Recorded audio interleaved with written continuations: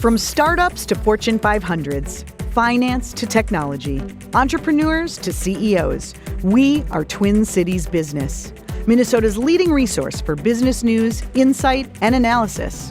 From our award-winning monthly magazine to our always-on website, e-newsletters, podcasts, social media, and live events like this one, TCB goes beyond the headlines to explore business opportunities and solutions.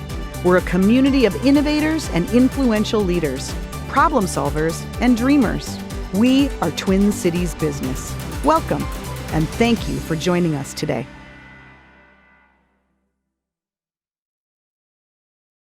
Welcome to TCB Talks Women in Leadership. I'm Allison Kaplan, Editor-in-Chief of Twin Cities Business, and on behalf of my colleagues at the magazine and our partner, St. Catherine University, thank you for joining us today.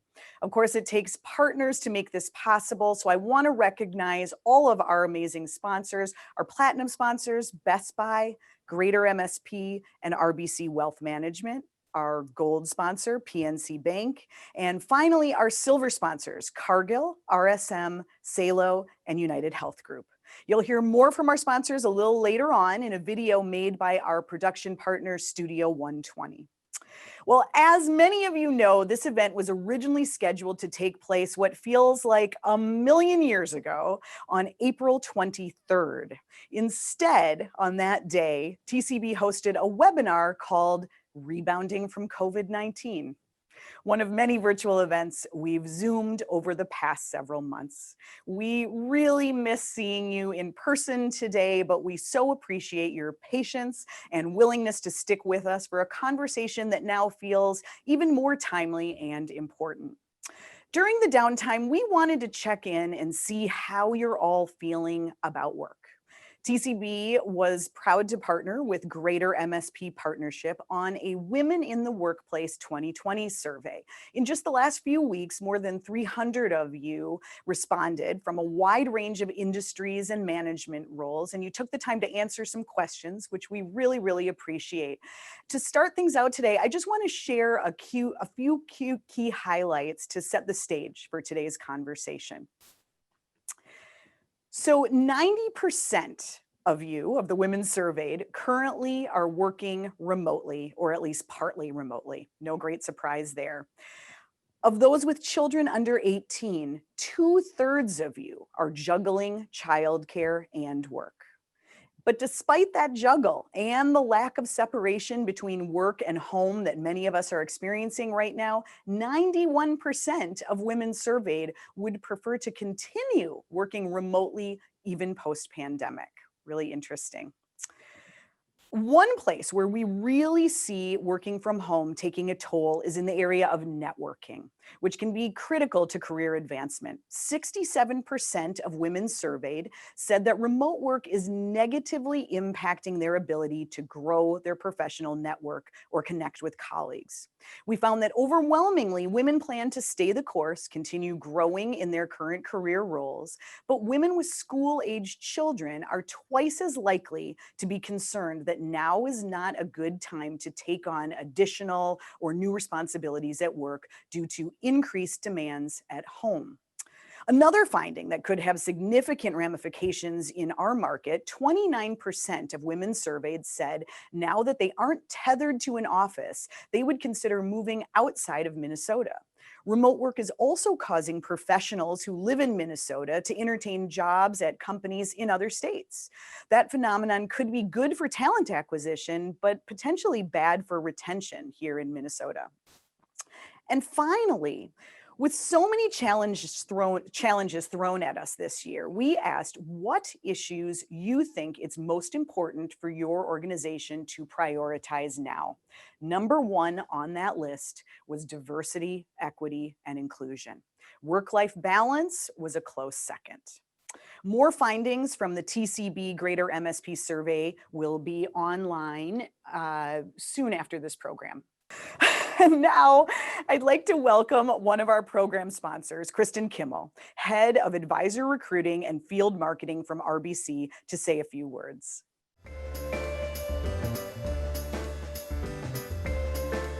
Good morning. My name is Kristen Kimmel, and I'm the Head of Advisor Recruiting for RBC Wealth Management, one of the sponsors of today's event. As you likely know, August 18, 2020 marked the 100-year anniversary of the ratification of the 19th Amendment and women's subsequent right to vote. This was a historic milestone for women, not only for political reasons, but for economic reasons as well. Since gaining the right to vote, women have obtained more education, elevated careers, higher wages, and greater personal wealth than their mothers and grandmothers before them. Still, there are many roadblocks standing in the way of women reaching their full financial potential. One of these roadblocks is the continued lack of representation of women in corporate executive ranks and on corporate boards. At RBC, we are committed to knocking down this roadblock as well as others that stand in the way of women's continued progress and equality. Enterprise-wide, 46% of leadership positions at RBC are held by women, and on RBC's board, 43% of its directors are women. In our wealth management business, we're equally focused on increasing the representation of women in our leadership ranks. Between 2017 and 2019, we doubled the number of female branch directors at our firm. We hope to meet or exceed that figure again this year. That's pretty good, but we know we can do better. We can all do better. That's why events like these, where we can take an honest look at our progress, or lack thereof, are important. Knowledge, after all, is power. So thank you everyone for taking time out of your busy days to gain a little more knowledge on this very important topic. With that, let's hear from our fellow sponsors.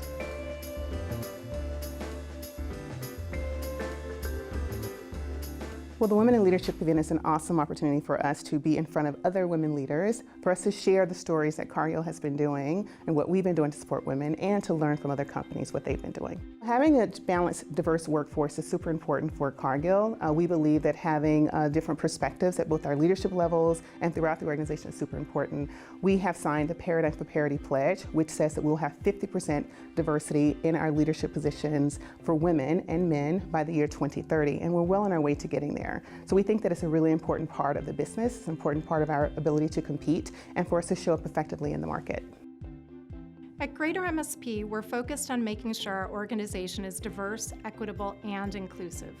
Over 30% of the board is female, and the organization is about 70% female overall. Equally importantly, Greater MSP serves to be a catalyst for change and is focused on supporting the advancement of women across the region by shining a light on the progress we've made as a region in the regional dashboard, supporting efforts of the Greater MSP partners like Twin Cities Business, who are supporting the advancement of women. In order for businesses to be successful today, we need more diversity. We need diversity of thought, we need diversity of background, diversity of gender, and diversity of orientation. At RBC, we are committed to diversity and inclusion to better represent the communities in which we do business. It is critical for the financial services to close the gender gap. Today, women make up the majority of the population. Women are more educated, women control more wealth, and women own more businesses. We support the Women in Leadership event at RSM because we believe it's important to allow space for women to network, as well as to allow space for candid conversations about gender equality in our community. Gender diversity is included in RSM's unwavering focus on diversity and inclusion. We recognize the best results are achieved when diverse perspectives are considered. Women-owned businesses are among the fastest growing business segments in the United States. Knowing this, and for several years now, PNC has created a women's business development program to help women in these segments with mentoring and networking opportunities. We work together to have a vibrant workplace culture where 53,000 employees at PNC can make meaningful contributions to our company's success. These programs are our deliberate effort to increase the number of women at PNC, bring them up to that executive level, and really give them the best opportunity possible. And we're really proud of that. We have so many great people in this room, and we have such a great opportunity to continue to fill this room. How could we all think about making a stronger commitment to doing just that, so that next year this room is full of even more women, and more women of color especially? In the last year, SALO has made an effort to make sure and take action that we have additional women in the leadership room and in the boardroom. This year, I'm happy to say that at SALO, we added a woman to our leadership team, and we also added 3 women to our board. 2 of those women were people of color. I encourage all of you to continue to have the same outlook of how do we bring more women to the boardroom? How do we bring more women to the rooms where decisions and more good things are happening? It's our responsibility to do it, and it's a really wonderful, fun, positive thing for us to do. So let's put more energy into that. In fact, how could we all make a goal this year to say that we are going to make sure that women come up, that women are in more of our boardrooms and more of our leadership rooms, and not just talk about it, but what are specific goals and actions we could take to make sure that happens? I'd like to introduce Anita Thomas. Anita is the Executive Vice President and Provost of St. Catherine University, presenting partner of today's virtual event. She'll introduce you all to the results of the annual Minnesota Census of Women in Corporate Leadership. This year's census was inserted in April's edition of Twin Cities Business. We also sent a digital version of the census ahead of the event, but don't worry if you missed it, we'll send it again afterwards, along with a recording of today's webinar. Now, let's dig into the census. Welcome, Anita.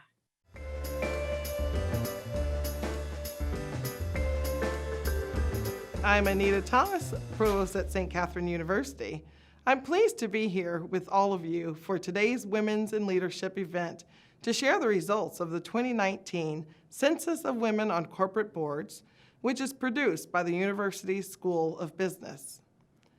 This is the 12th year of our producing this important report, but our 115th year of investing in educating women to lead and influence in business, policy, healthcare, education, and global social justice.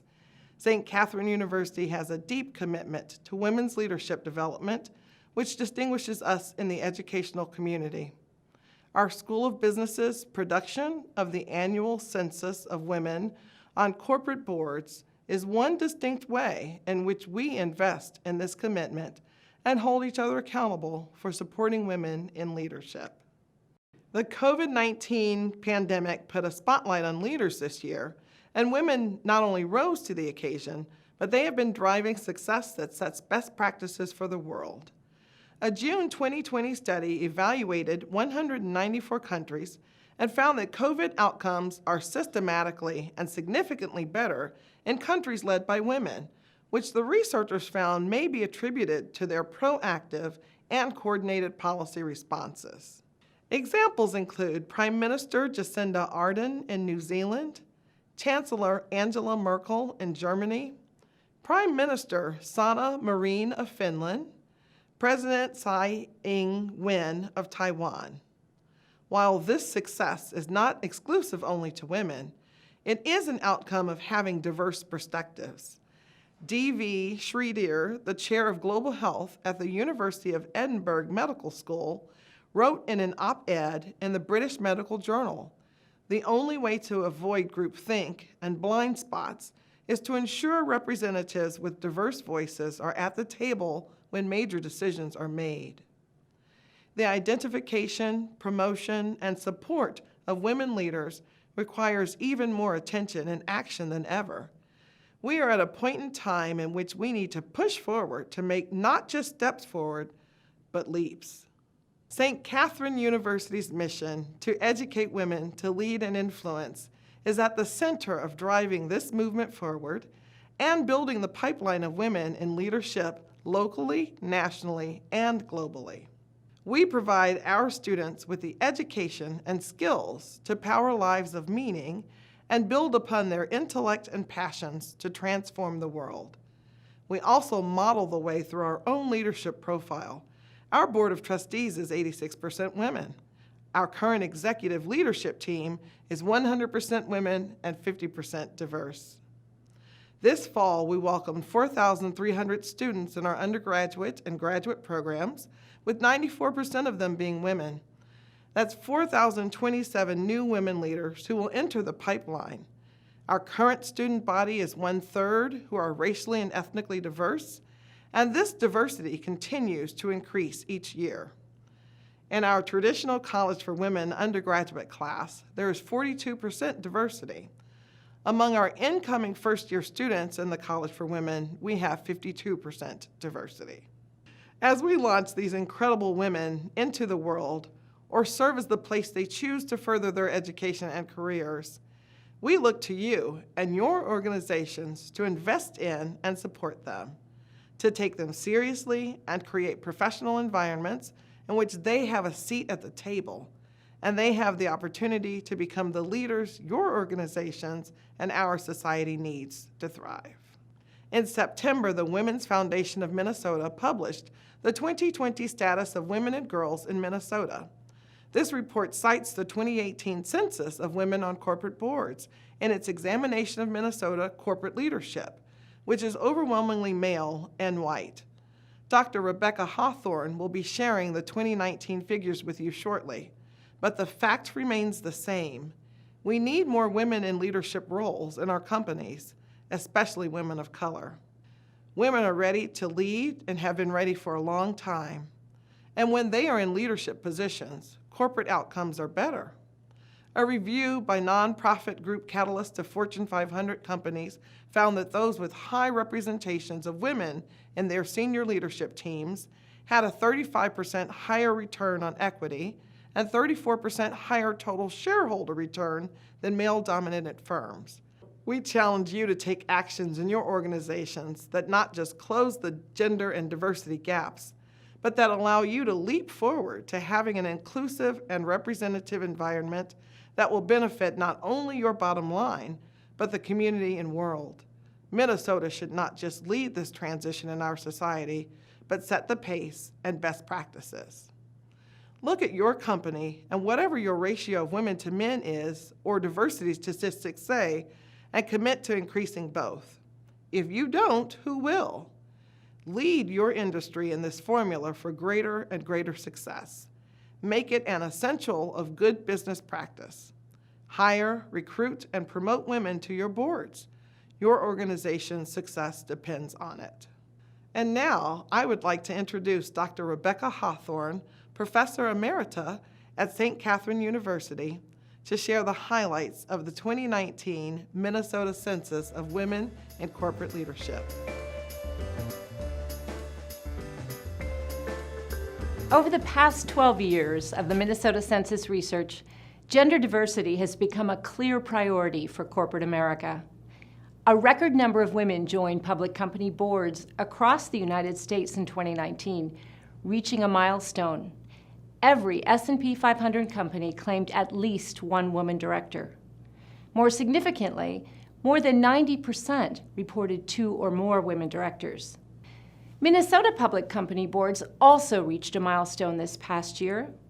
4 public company boards achieved or exceeded gender parity in 2019, an achievement to celebrate. This is what gender parity looks like. ALLETE, Best Buy, Insignia Systems, and Sleep Number all demonstrate balanced corporate governance across Minnesota companies of varying sizes, industries, and locations. What is striking about these 4 companies is that they each reflect the impact of women directors on the gender composition of executive leadership, what is referred to as the gender spillover effect.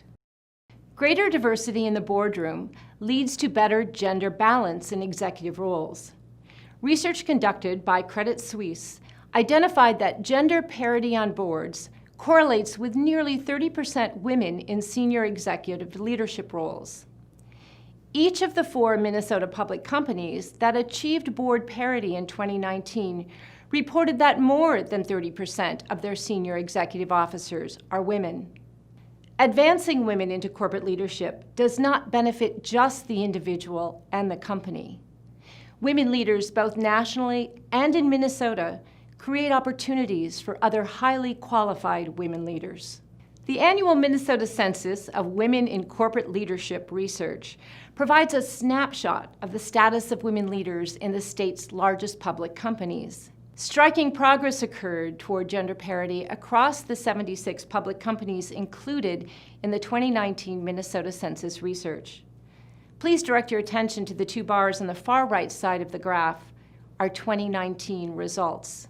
Women directors held 22.7% of the available board positions in 2019, the largest increase of women corporate directors in the past decade, 2.5 percentage points or 29 new women directors. Women executive officers, designated in SEC filings as Section 16B officers, also held 22.7% of the available executive officer positions, more than 1/5 of the executive leadership roles in Minnesota's 76 largest publicly held companies. In 2019, 52 of Minnesota's 76 largest public companies had both women directors and women executive officers. Only 9 Minnesota companies qualified as 00 companies, those with no women in corporate leadership. In all, Minnesota companies made significant strides toward gender parity in 2019 by increasing the number of qualified women on their boards and executive leadership teams, moving toward the critical mass of 30% when gender diversity normalizes, enhancing corporate governance and performance.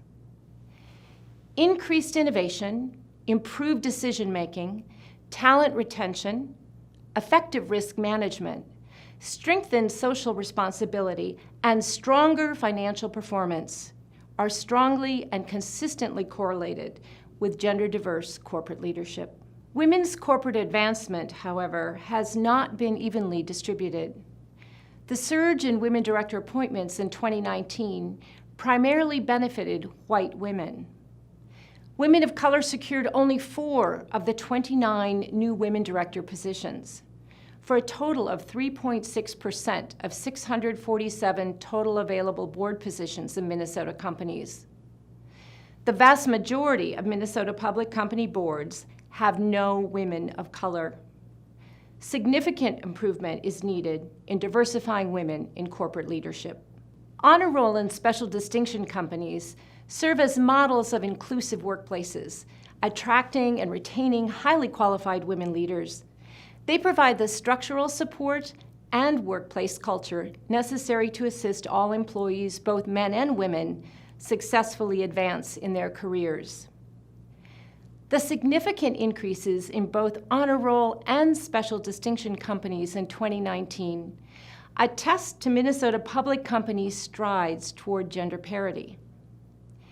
Honor roll companies have both 20% or more women directors and 20% or more women executive officers. The number of honor roll companies jumped from 25 to 32 in 2019, evidence of strides towards parity. Special distinction is awarded to companies with 30% or more women directors and 30% or more women executive officers. In 2019, 11 Minnesota companies reached this critical mass of 30% or more women on both boards and in executive offices, a significant increase of 5 companies over 2018. Deluxe Corporation and Target Corporation deserve additional recognition for their longevity on the honor roll. Both companies have maintained honor roll status all 12 years of the Minnesota Census research. Despite director and executive officer turnover, both companies have retained diverse corporate leadership teams, a notable accomplishment. The 2019 Minnesota Census Honor Roll is an elite group of 32 Minnesota public companies. With their diverse corporate leadership teams, these companies move Minnesota forward toward gender parity in corporate leadership. The 2019 Honor Roll and Special Distinction companies include ALLETE, Ameriprise Financial, Best Buy, CERIDIAN HCM Holding, Christopher & Banks, Deluxe, Donaldson, Ecolab, ELECTROMED, General Mills, GRACO, H.B. Fuller, Hormel Foods, Insignia Systems, Investors Real Estate Trust, Mosaic, Nortec Systems, Nuvera Communications, nVent Electric, Ottertail, Pentair,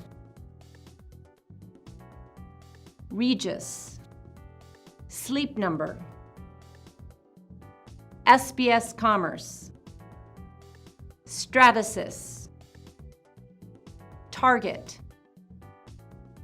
TCF Financial, TENNANT, TORO, US Bancorp, UNITEDHEALTH Group, Xcel Energy. Congratulations to our honor roll and special distinction companies.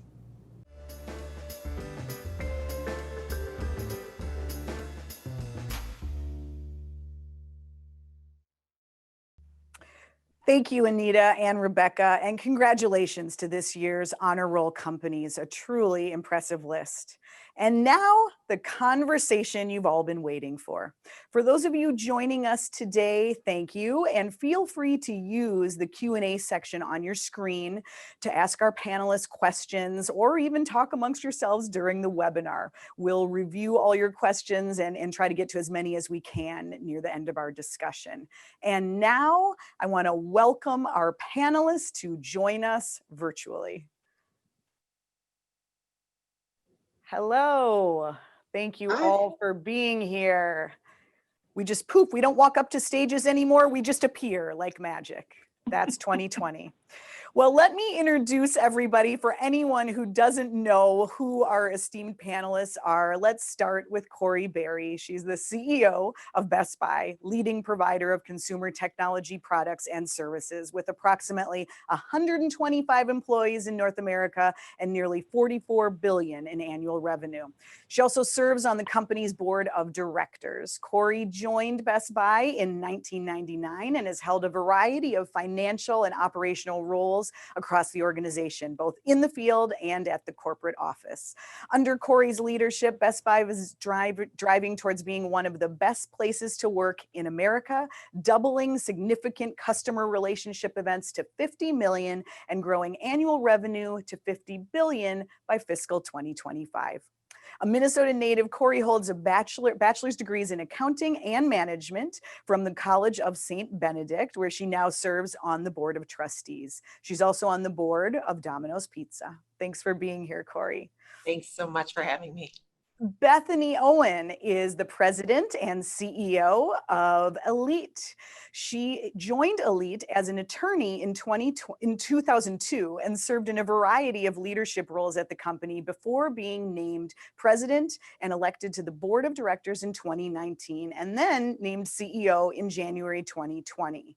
She oversees development and execution of ALLETE's growth strategies and the operations of its 4 companies, including Minnesota Power and ALLETE Clean Energy. Prior to joining ALLETE, Bethany served as a legislative aide in the United States Senate in Washington and practiced law in the Twin Cities. She's served on the boards of various nonprofit organizations. Currently, she's the vice chair of the board of trustees for the Duluth Superior Area Community Foundation. Thanks, Bethany, for being here. Gail Peterson is Senior Vice President of Global Marketing and Communications for Ecolab. As the company's Chief Marketing Officer, Gail leads global marketing and oversees the company's global brand, global communications, market research, sustainability, and water partnerships teams. Prior to joining Ecolab in 2016, Gail was with General Mills for 15 years, where she held a number of roles and helped expand a number of businesses, brands, and strategic initiatives. Gail is a member of Ecolab's Diversity and Inclusion Council, a founding member of the Black Leaders Forum, and serves on the board of directors of the Children's Museum of Minnesota. Thanks for being here, Gail. Kim Skanson is the president of Cargill Business Services, where she leads the company's global shared service organization, which enables delivery of IT, HR, finance, transportation, logistics, strategic sourcing and procurement, ocean transportation, and trade execution services to Cargill businesses around the world. Kim has more than 2 decades of IT experience at Fortune 50 companies. She joined Cargill in 2014 from Target, where she worked on strategic initiatives, including the transformation of enterprise architecture capabilities. Outside of work, Kim is an active leader in the community, serving at numerous nonprofit organizations, including as a board member of the Park Nicollet Foundation. Kim is also a champion for STEM education and opportunities for women and children, and has served as a board member and advisor for Women Leading in Technology and Code Savvy. This is what happens when you have accomplished women. The bios take half the time. Thank you all for being here. Well, before we dive into some of the serious topics at hand, I have to ask, in this time of crazy work-life blend, some of you are coming to us from home today, some probably have children knocking on the door at the on the other side of the door. I know that you've all been busier than ever, and we're going to talk about that. But I'm guessing you probably didn't have time to learn to bake bread in your important roles. Did any of you at least, did you binge Tiger King? Have you developed any pandemic hobbies whatsoever? Corie, let's start with you. Yeah, you're right. It is busy, but there's always a silver lining to anything. One of the things that I have enjoyed most is taking walks through our neighborhood. My husband and I have made it a priority to, in the evenings or even sometimes on a break for lunch, just go out and take a walk. And that time just between the two of us, a little bit of exercise, which always helps with the mental acuity, little time together. It's been just a lovely and probably not something we would have done otherwise. Right, that's great. Gail, what about you? Well, I wouldn't say I have a lot of acquired new hobbies, but I have shed one hobby, which was I used to love to read books, and I've shed it in the sense that now I do Audible. At the end of the day, I just don't want to look at a screen anymore. So I just lie down and listen to somebody read to me, which is wonderful. So that's what I've been up to. That's great. Bethany, how about you? Well, I think I'm probably the newest person in my role of all of these really talented women leaders. And so I wish that I had gained more hobbies. I need to be a better role model for our team and develop some new hobbies. But I said I will learn from you all, and certainly walking, definitely walks in the woods. This is the most beautiful time of the year in northern Minnesota and really throughout all of Minnesota. So it does your heart and your soul good to get out into nature for sure during these stressful times. Absolutely. Kim, how about you? I wouldn't say I've adopted new hobbies, but I've had to learn to be nimble and agile in doing the ones I have been doing. So I'm big into yoga. And so instead of going to a yoga studio where I can practice yoga, I'm doing it in my basement in a very small space. So I have to be a little bit more coordinated in how I'm doing it. But walking's been good for me too. I actually created kind of a walking club in my neighborhood with a group of friends, people who I don't see a lot. So just doing it on a more deliberate cadence. And so I'm a big believer that you get a lot of mental release and stimulation from kind of getting outside the normal work routine. So that's been helpful for me. For sure. So set the scene for us, if each of you will. Tell us a little bit about where your team is. What does your work day look like right now? And how is it, leading remote teams? Corie, do you want to start? Yeah, there is no playbook for this one. So for the most part, I come into the office relatively frequently, but it's basically me and the security team. There's no one here. The majority of our corporate office is working from home. I work from home probably at least 1 or 2 days a week. So it depends. I have to strategically plan it with my kids who are e-learning. And it's a lot of us all at once trying to learn and work at home. And so I feel actually quite fortunate that I can have space here. And trust me, I'm very socially distant here. There's nobody else on the floor. It's apocalyptic, basically. But it helps me focus and have a chance also to engage with our store associates, which I can do much more easily via video and much more sustainably when I'm here.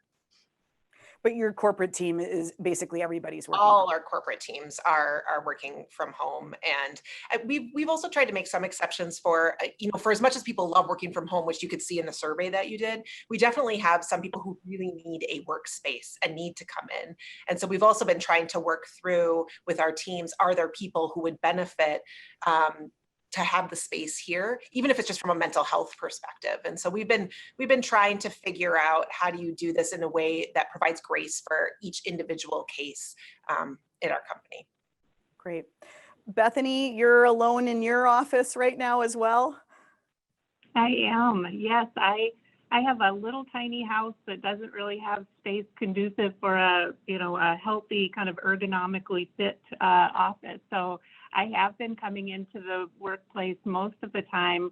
Like Corie, our headquarters normally holds about 400 people. We probably have, maybe 5 or 6 people here at any given day. So I am very socially distanced, but I just felt like, being new in my role, I really started in early February in this role. So just a few weeks before we went to moving about 50% of our employees working remotely. I felt like it was important for people to know that, kind of where I am. And so I've been here and it's worked out well. It's worked out well for me. And I think for our team, we do provide essential energy services. So we have about 50% of our employees are working on site, whether it's in power plants, wind sites, offices, line departments, and otherwise to do their work. And so it's been really important for me personally, new in my role, to be here at the headquarters safely. Great. Kim, normally you spend a huge portion of your time on a plane and all over the world. So what has 2020 been like for you in your role? Yeah, on January 17th, I landed from China back home here in Minneapolis. And within a week, my team had been quarantined and the whole country was working.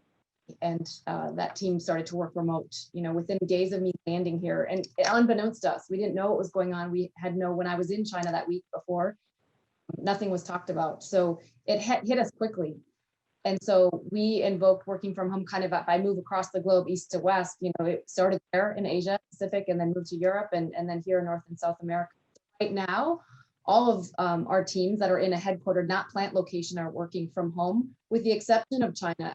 Ironically, maybe it was the first team to go work remote, but it was back up and running in the office about 12 weeks later. So by April of this past year, China has been back into some sort of a normal semblance. But I'd say it's about optionality, right? It still worked for some, and so we still had to be careful about stepped and leaned back into working in an office environment. But I personally am in my home office right now. I'm here many days. The good news, I guess, for me is maybe not being on a plane so much has been allowing me to be home a little bit more with I have a college student, schooler, and a middle schooler. So I'm a little bit more home with them, but it's balancing. There's a lot of balancing act that happens to make that happen with a husband that's also at home working full time. So, but I appreciate I think the awareness of people and the struggles it is. I think the pros now, we're all on calls together. So you'll have to really work on kind of equal balance of voices being heard and things. So I see a lot of positives that are coming out of this too. That's great. And Gail, what about you? Well, I'm in my bedroom, which is my home office. So I've got a card table and I've got a laptop, and that's kind of all I need right now.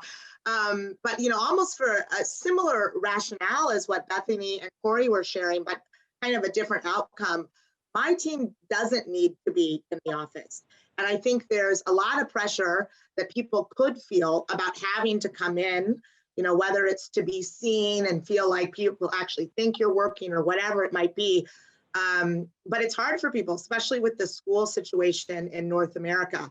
And so I'm trying to stay home as many days as possible. I have gone into the office a couple of days for executive committee meetings, but I'm mainly here. And trust me, feeling the same pain that every mom is feeling right now with young kids trying to do this virtual learning. And you might get to meet some of them if they don't heed my warning that I need them to stay downstairs for the next 2 hours. I was wondering what the bribes were this morning before you headed in the office.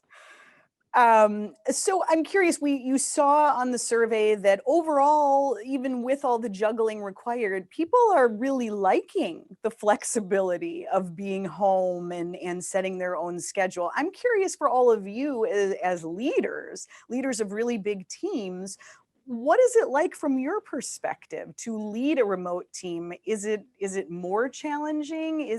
How do you feel about it? Corie, we'll start with you again. So the flexibility side is amazing. And I think, Gail, to underscore what you said, I think open doors that we never thought, and we probably never would have walked through, or it would have taken us a very long time to just say out loud, no, an entire workforce can go remote overnight. Like that actually just happened.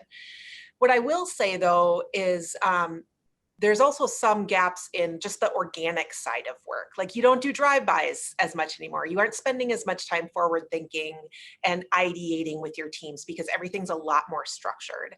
And I think we're going to start moving into a new way of working. Kim, you started to hit on it, which is it's going to be bimodal.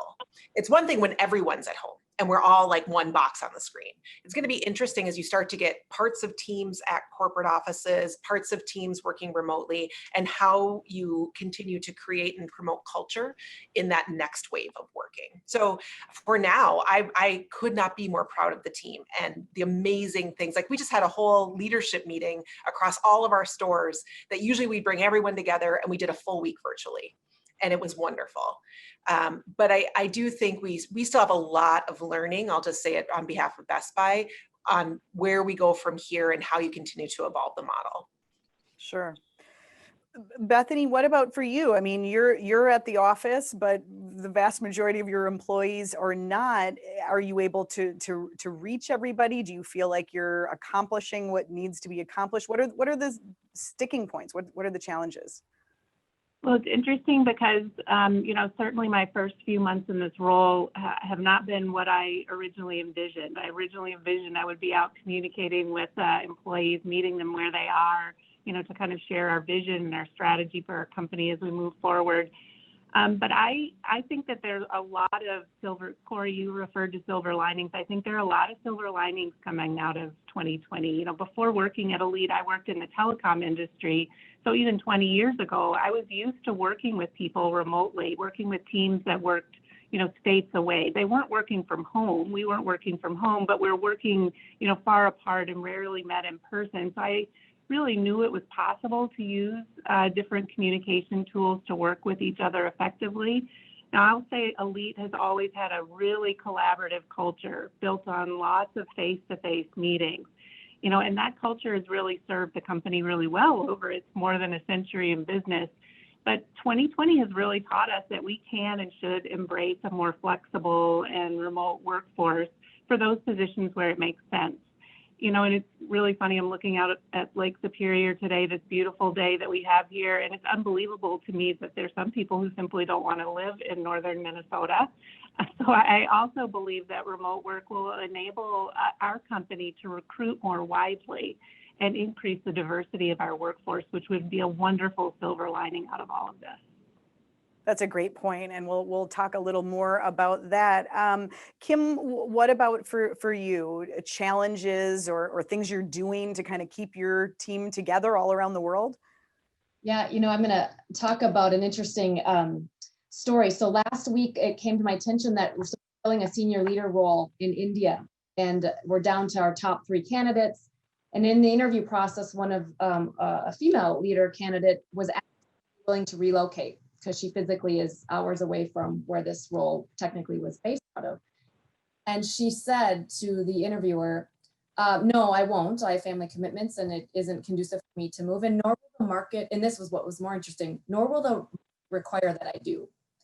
Right. So now there's this expectation back to, I think what you were just saying, Bethany, that we don't have to physically be close when we're working. And I think that is part of kind of this new normal that we have to get used to. And I think flexibility and choice will be a requirement for employers. And so for me, even now living in a world where I have team members where offices can be open, and I think it's about giving optionality for people, because some people want to come back, some don't. Some are trying to have ongoing needs at homeschooling or things that won't be conducive for them getting back in the workforce, or the opposite. Some of them don't have a great physical space in their home ergonomically set up to be there long term, and so they're anxious to get into the office. And so for me as a leader, kind of trying to balance geographical, cultural differences and differences in what we can and can't do.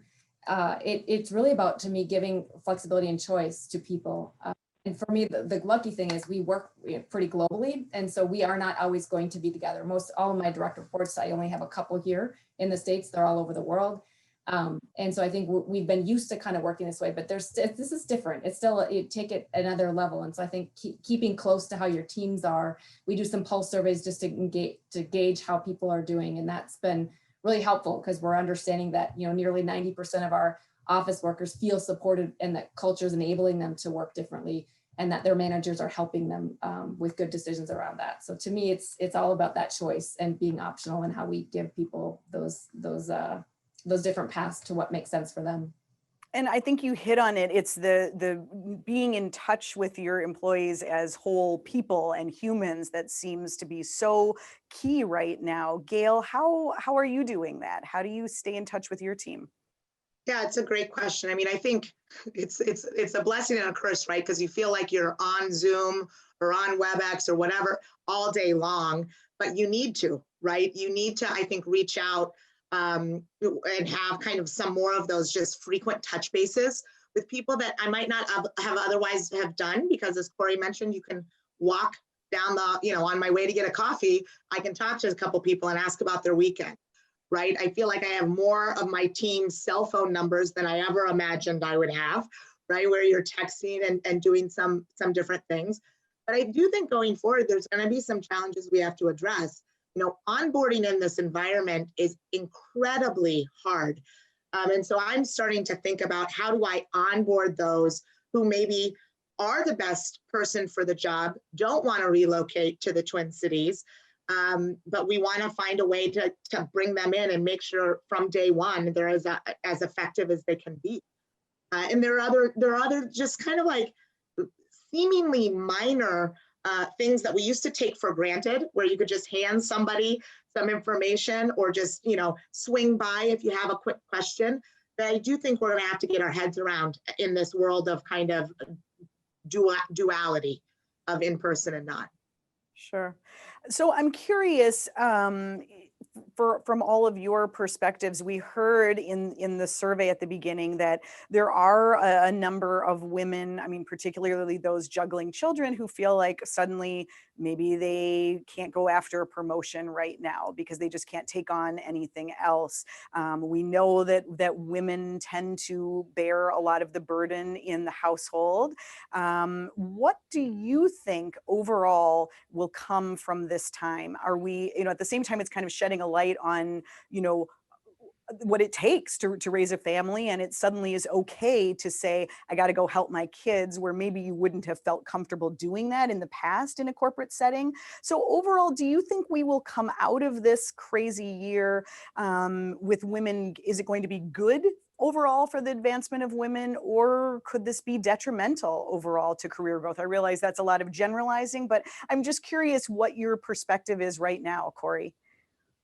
Yeah, this is so near and dear to my heart. And my guess is it is for everybody who's on this call. The most recent McKinsey Lean In Women in the Workplace survey just came out, and it really resonated with me. There were 3 groups that they said really we need to keep an eye on. And the first is working mothers, just to all the things that you talked about. They tend to take on more of the time at home and the needs at home. And therefore, they feel like they're not giving everything to the workplace. The second is senior level executive women, who more than ever are starting to take steps back in their career so that they can have more of a focus on home. And the third was specifically Black women, who may not have as many allies, may not have as much of a support network, and already are behind. And now, unfortunately, we're starting to see even more leave the workplace. And so I think underscoring what Kim started talking about, this idea of getting to know, literally, there's 125,000 employees here. I want to know every one of them if I could, but I want at least to know the managers are caring about their employees. Like, these are one-on-one conversations, and we're going to need to have work styles and spaces that are as tailored as possible to every one of those situations, because everyone's in a different place. And I am concerned Allison, truthfully, that we will unfortunately lose more women from the workplace because there's just so much to balance. Obviously, that's true of men too. So I'm not overgeneralizing to your point, but it's proven statistically that you're feeling more weight in the women's side of the equation right now. Gail, let's go to you next. What's your take on that? Well, I just learned from Corie I'm super high risk for leaving. I like nail all three of those. No, I read the same study. It's been going around and thank goodness it was done. I'm concerned too.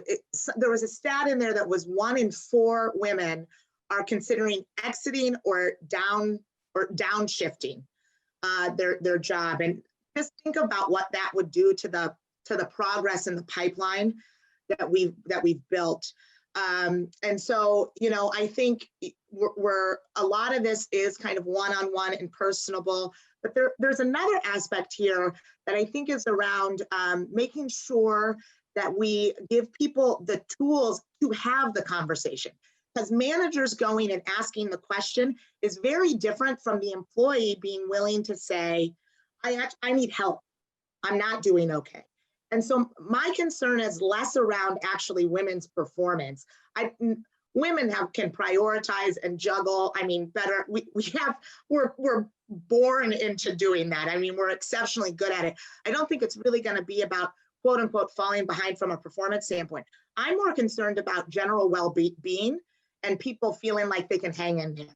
So a little bit more on just the mental health aspect of this. And so I think it's two-way. The manager has to ask the question, but then we really do have to create an environment where it's okay for that conversation to be real.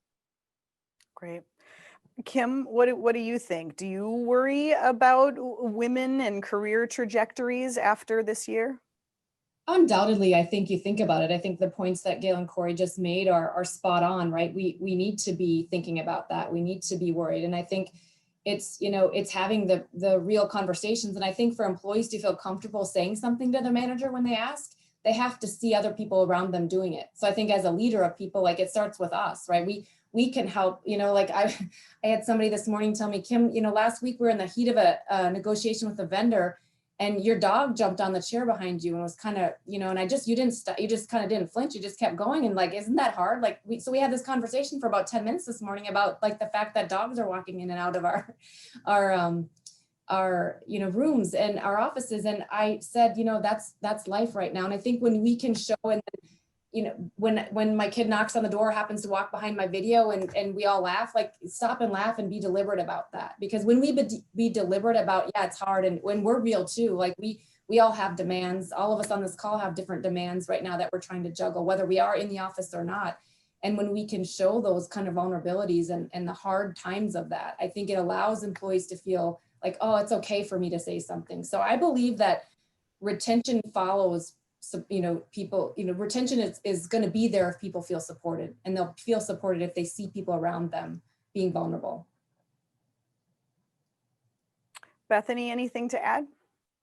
Well, I think these were just amazing points, and I couldn't agree more. You'd ask the question whether it's going to be a situation where women, their careers are, kind of diminished or lessened because of this. I think we as leaders have to make sure that this will not be detrimental to a women's career growth.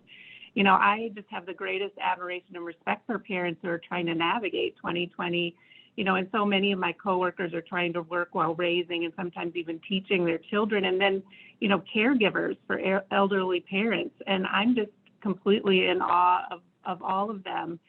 At our company, we're really trying to make sure we're not adding to their stress, and hopefully that we're alleviating some of it. And it's a lot of what was just discussed. The reality that working hours may be very different from the typical 8 to 5, but that doesn't mean that parents or caregivers should be expected to work around the clock. No one should. And as leaders, we need to make sure that parents and caregivers aren't lost, and that we seek them out and make opportunities available, and that we don't just assume they have too much on their plates, but definitely that we don't penalize them for turning down opportunities because they do have so much on their plates right now. I think a lot of that is so important, and I do really believe that we'll emerge from the pandemic more resilient, adaptive, creative, as businesses and as individuals. And when I think of my coworkers who are parents and caregivers, they'll be the strong, resilient, adaptable, creative, compassionate leaders of the future.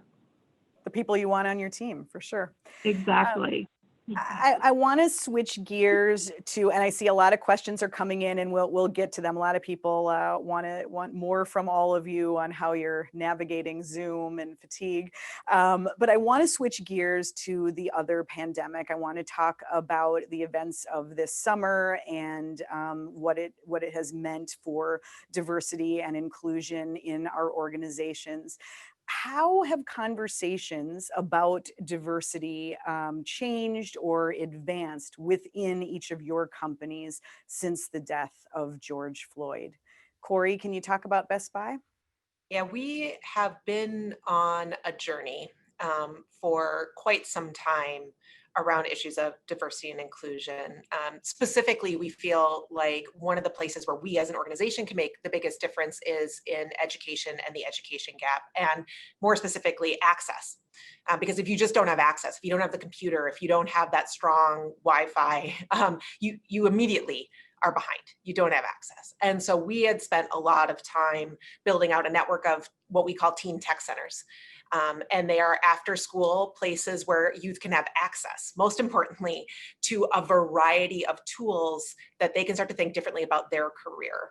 Things like coding, things like 3D printing, that type of thing. I think what happened once we hit June, though, was on behalf of the organization, a higher expectation for the role that we play. And I always think about that on three vectors. It is us as a company. What are we committing to? What's the environment we are creating? It is our role in the community. How do we influence? You saw companies come together in ways they never have to try to influence policies. And it is country. And I would argue for the first time, certainly that I've seen, CEOs and those of us in leadership roles are being not just asked, but expected to have a point of view about what we are doing and what we advocate for on behalf of our organizations. And I've seen CEOs come together and leaders come together in ways I never had seen prior to June. Each of us were kind of individually doing our own thing. I think now you're seeing collective power that had not been leveraged before. And I think from my vantage point, that's been one of the biggest changes. And in fact, all I'm trying to do is throw gasoline on that fire and figure out what would we commit to in a much stronger way than what we had started. So whereas before we were going to do 30 teen tech centers, now we're going to do 150 because we have so many partners who would like to bring those to life with us. So I think everyone had their own little thing, and they weren't little, all of us were trying really hard, but I think now you're starting to see some real collective momentum and power.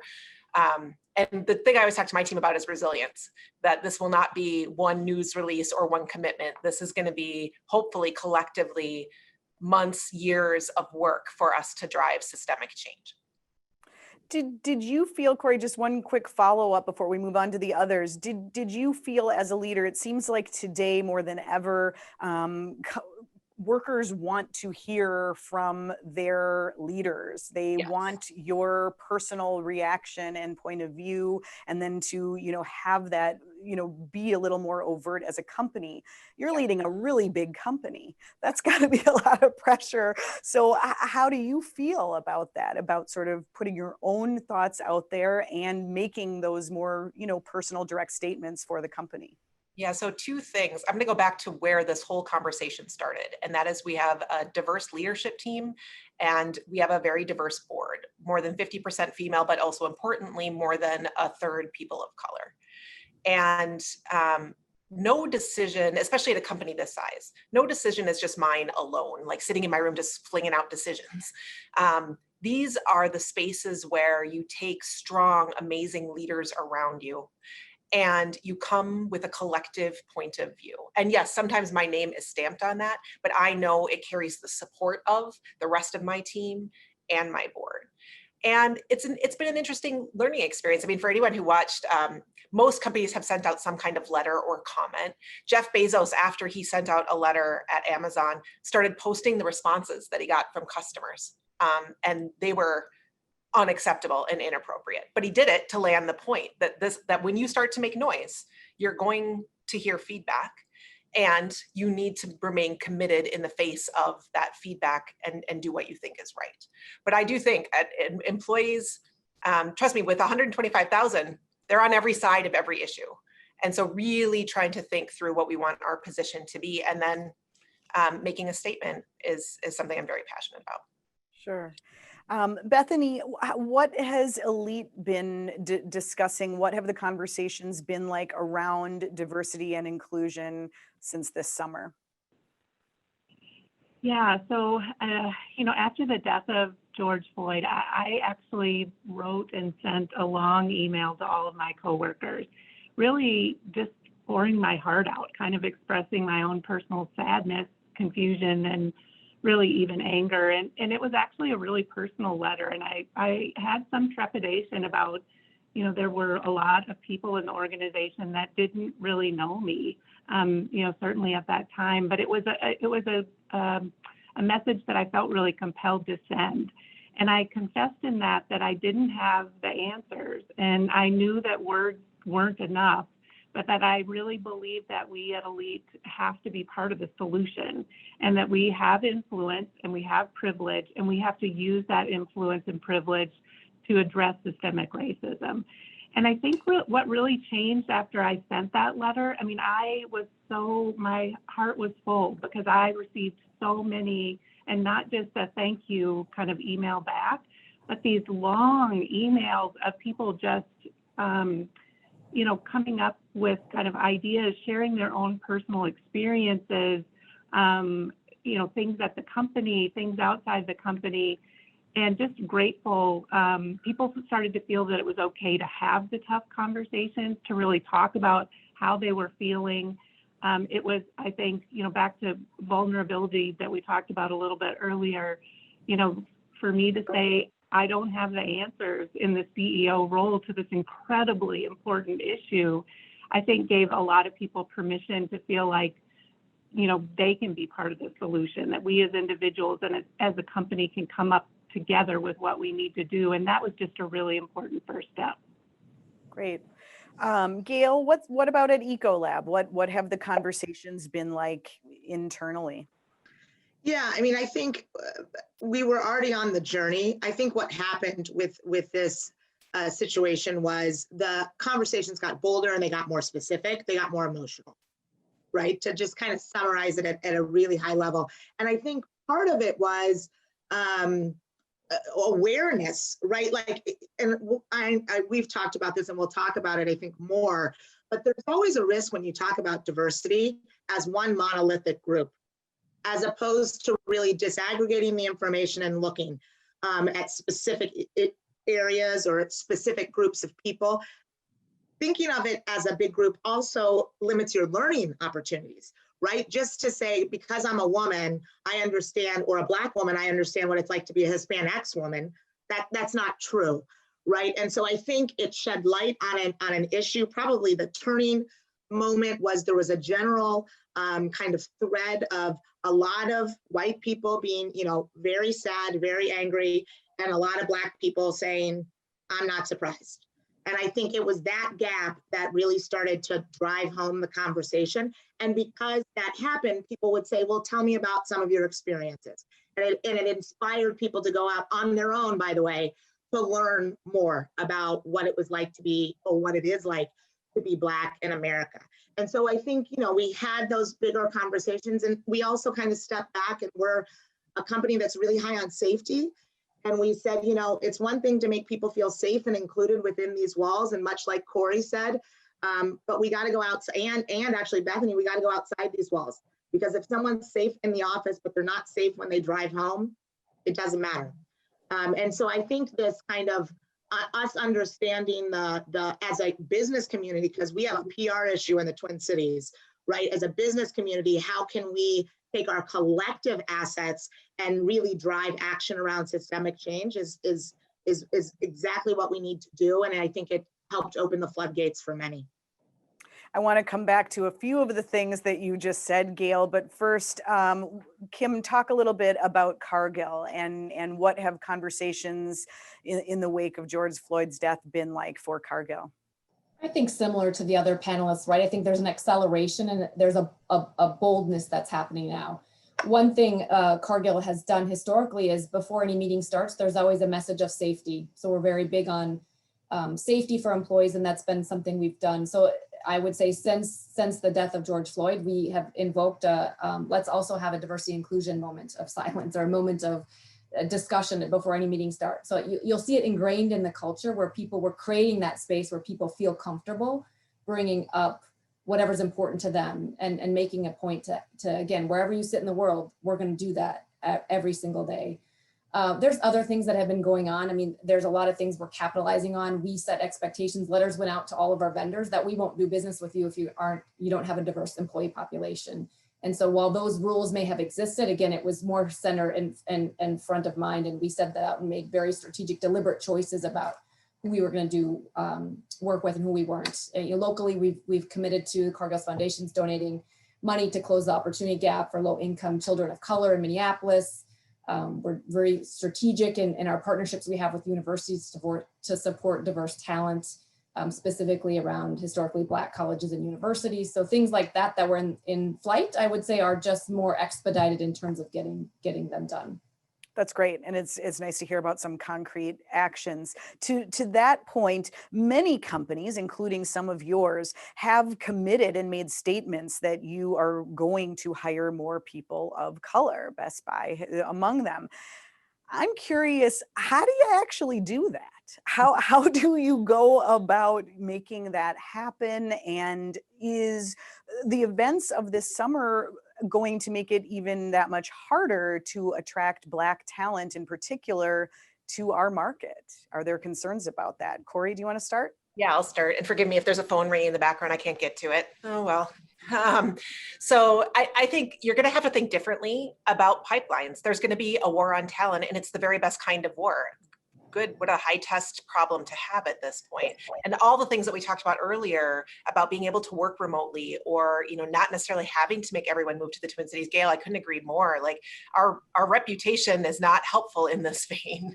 And so how you recruit has to be much more global in nature.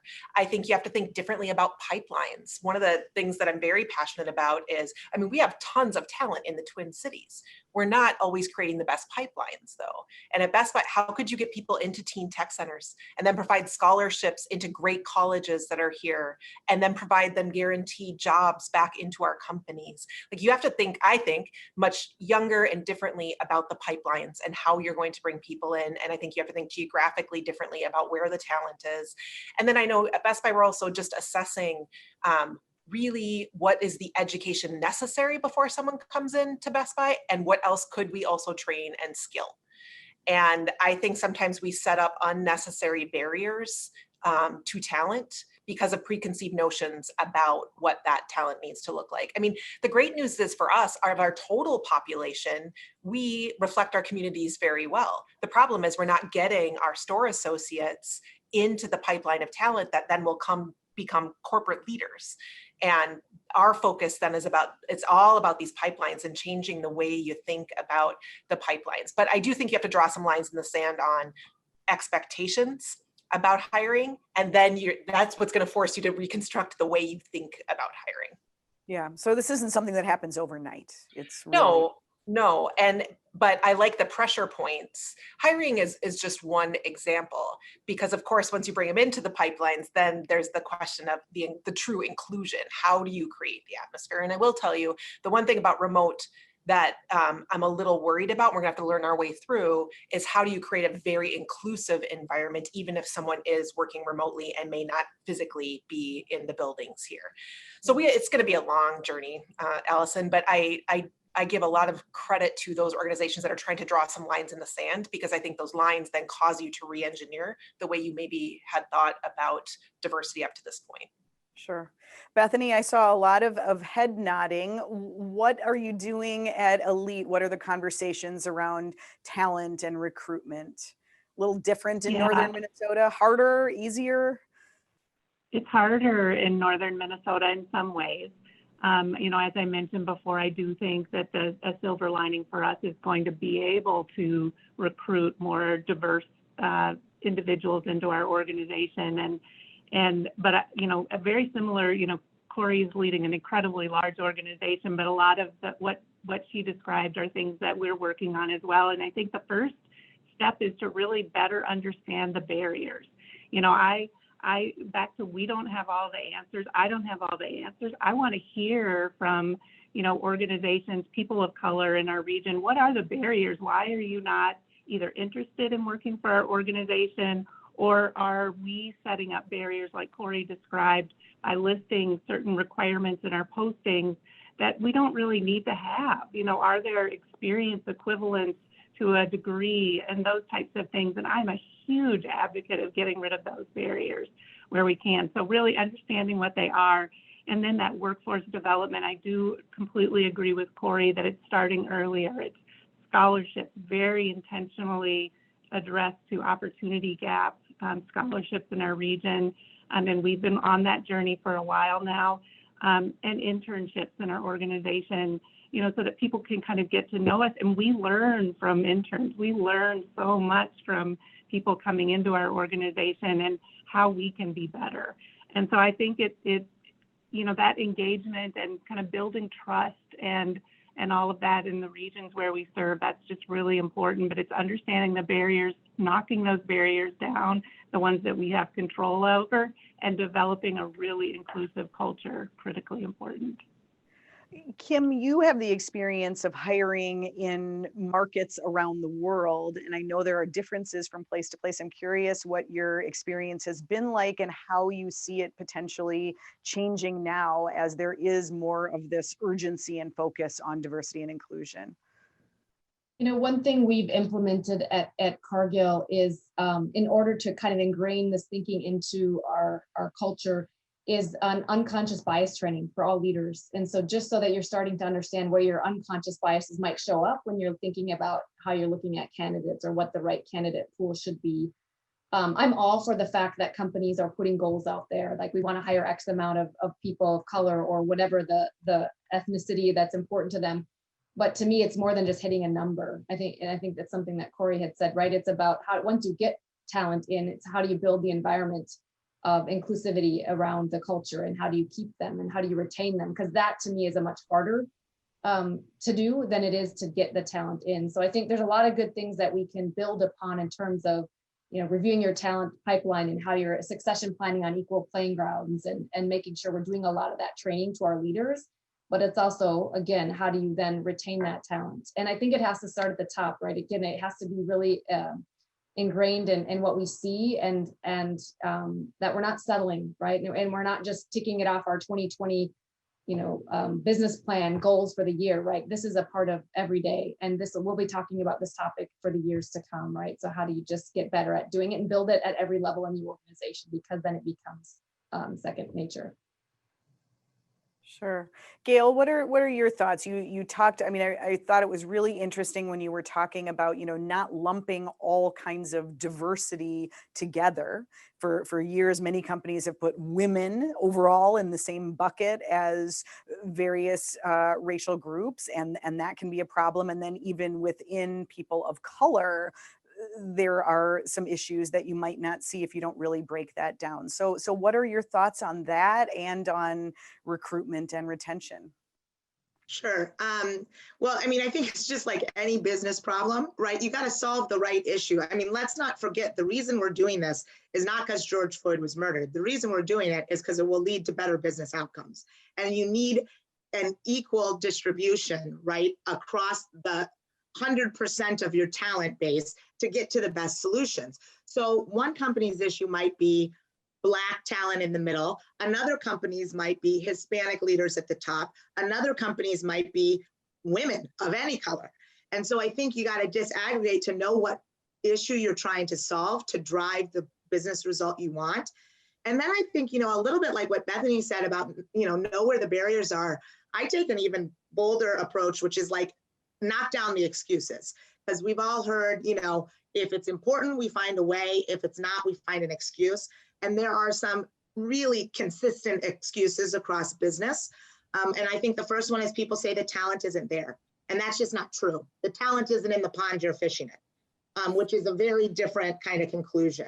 And so there's data that you can use through the census to kind of highlight that discrepancy and make sure people see it, you know, in black and white. The conversation around job specs, I think, is spot on. You know, you sit there and you say you need my CEO jokes all the time, he doesn't have his MBA. And he's like, I guarantee if we put out a job spec for my job, it would say MBA required. So I think a lot of times we think of those requirements as your ideal candidate as opposed to your minimum, right? I think there's don't overlook the obvious. You can't hire an Asian American if you don't interview one. You can't hire a woman if you don't interview one. So you need to have diverse slates in those kind of key jobs. You know, I think there's also a counterforce that happens sometimes when we have an open role, we want to fill it fast, and speed is not diversity's friend. Speed means you're going back to the same ponds you normally go to. And so I think, yeah, you gotta just think a little differently about this. There's some other things that I think business in general, Ecolab included, that we debate often. I think personally, you need to overcorrect for the bias. Sure, there's unconscious bias training, but there's all this data that shows if you have the name on the top of a resume, what it does. You know, Joe, what is it? John Doe versus Jamal Doe, 8 years of experience. So you have a Jamal Jones that's 30, and you're basically saying it's equivalent to somebody who's 22 right out of undergrad. And so should we have names? Should we just use initials? You know, I think there are things like this is not a new problem, and it's not a problem we haven't been trying to get after. So I think we're gonna really have to push hard if we wanna make progress. It will take time, but it won't take forever, right? So those are some of my thoughts. And I agree with all of the retention comments. You know, getting people in is one thing, and it is a big barrier, especially with certain groups, but you have to retain them. I think going to the people in your current organization and understanding what their experience is like is a helpful way to also identify some of those barriers. We can't always start it at the most junior part of the pipeline. You know, the problems exist in the people who experience them. So having those conversations and really understanding what would improve their retention, I think is another idea for us all. Yeah, Gail, I would just underscore that. My personal perspective on mentorship has really changed in all of this. Meaning I always had in my head, my mentors need to be people like more accomplished than me, who have all these life experiences. And now I think my mentors need to be people of different life experience than me. And I need to make time to sit down with our employees at all levels of the organization, to your point, and just create enough of a relationship so I can actually truly hear what their work experience. So that's not just a half hour out of the blue with the CEO. That is not helpful. But you have to invest in relationships in a way that will allow people to open up and really tell you what their life experience looks like. And sometimes that's in work, sometimes that's out of work. But I will tell you that is the most useful time that I have been spending, for sure. Reverse mentorship. We actually profiled a reverse mentorship pair from your team, Corie, in the magazine, and talked about how important those relationships can be. Definitely a different way of thinking. I want to talk a little bit about each of your experiences. I'm sure a lot of people watching probably have studied you all and know a little bit about how you got to your role. But what, in your estimation, were the most important steps or relationships along the way? When you think about where you are today, what got you here? Corie? I actually ponder this question a lot because it's not like I don't look in the mirror and see something magical and special. And I always say it was a combination of really hard work and in some spots just some really good timing. And that sometimes is really what it boils down to. I really thought about this. There were two things that I think for me were really formative. One, I tried to take the riskiest, the jobs that no one else wanted, the ones that I knew would push me outside my comfort zone. And I always felt like walking into those, I probably can't make them worse. So chances are good I can make them better, and I will for sure learn something from them. So that for me was one bucket. The second bucket was true sponsorship. And I differentiate that from mentorship. I differentiate it from coaching. True sponsorship is someone who is going to push you and tell you to go take that job when you don't even think you should yourself. It's not just about them talking about you. Sometimes it's about them driving and pushing you in a way that you would not push yourself. And I think that to me, in a couple crucial moments, there was that person who said, you are kidding yourself if you don't go try to do this. And I think those were real deal-making moments. Did you seek out your sponsors along the way?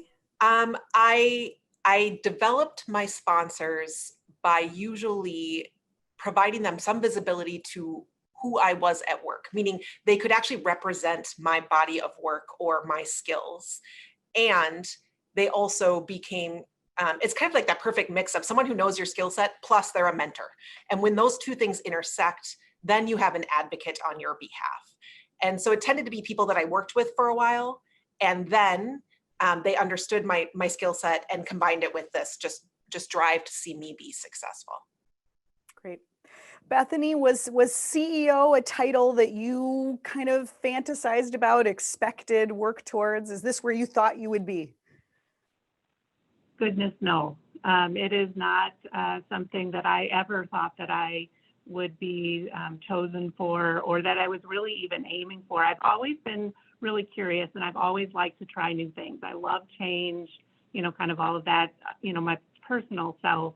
I couldn't agree more with Corie in terms of you've got to seek out people or, be around people and be open to people who see things in you that you don't see in yourself. And really that was very, very true of me. I loved being an attorney. I worked on complex transactions, so a lot of agreements and that kind of thing, and worked with people in that way. But as far as seeing myself as a business leader, as leading large groups of people, it's definitely not something that I saw in myself. But I had some wonderful sponsors and mentors who, encouraged me along the way to try new things. And the other thing that Corie said that I think is so really important is you've got to push yourself to take on things or to try things that really push you out of your comfort zone. I don't know this, I won't be able to quote the statistics, but they often say that women wait until you have check every single box and then you raise your hand to volunteer for something.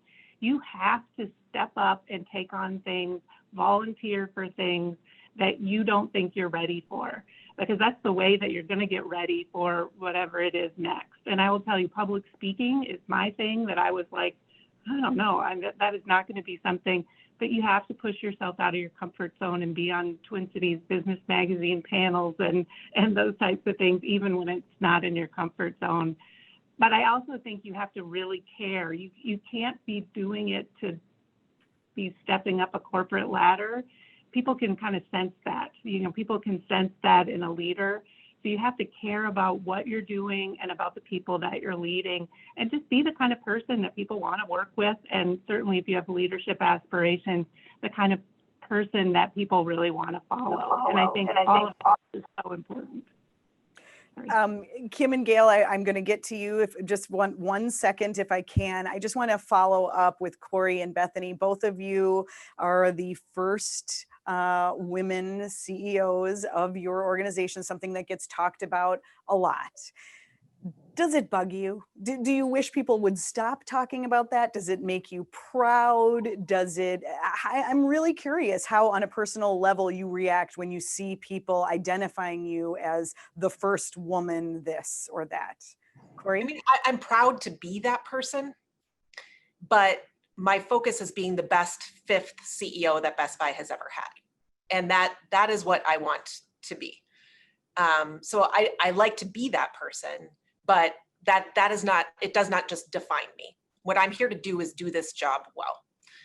And that's really how I try to talk about it. But it's a real thing. I get a lot of customer complaints. I'm sure this will shock you guys. Like, people write in and I get lots, they track me down and I read them all and I respond. And probably a third of them are to Mr. Corie Berry.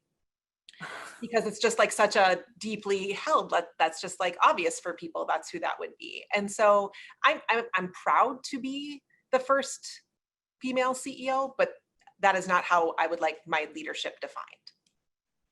Fair enough. Bethany, what about you? I think I'm a little bit like Corie. At the beginning, certainly when, articles would come out and say, that would be the kind of lead that I'm the first woman CEO of ALLETE. I was kind of like, well, yeah, that's true. I too am proud of that, but there, hopefully there's a little, there's more to that as well.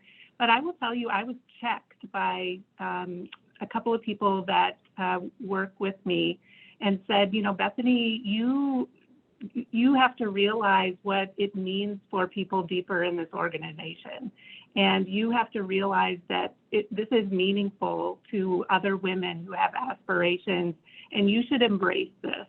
And so I so appreciate when people say, hello, you're thinking about this in the wrong way. But I had a woman, who had worked for the company for decades, who came up and gave me a big hug and said, I never, ever thought in all of my time that there would be, a woman CEO. And so, from somebody who's been with the company for 40 years to people newer into the organization, I think, if I can give anybody hope and help them think about their dreams differently, then what an honor and what a privilege. Great.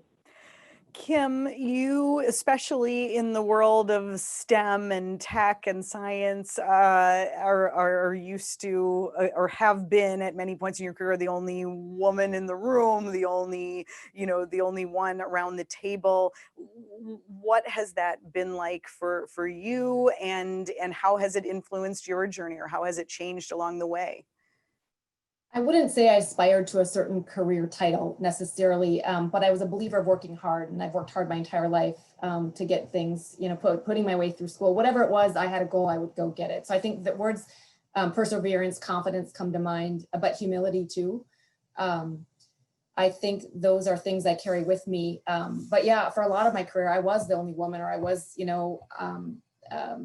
not perceived to take on that job. But I was like Corie, take on the hard jobs, right? I'm a curious person. And so for me not to challenge myself mentally or to lean into things where I knew I would stretch myself and grow from it, it would have, my path would have been different. I think there's one thing that happened to me early in my leadership career when I was managing managers, and I had been for a while, but through a survey that was done annually, people were able to give me feedback. And somebody had the courage to tell me, Kim, we don't really know you. You come in the office, you work harder, longer, stay longer than anybody else, but we don't really feel like we have gotten to know you as a person.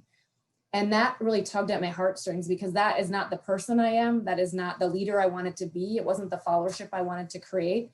But I realized I had succumbed to my surroundings.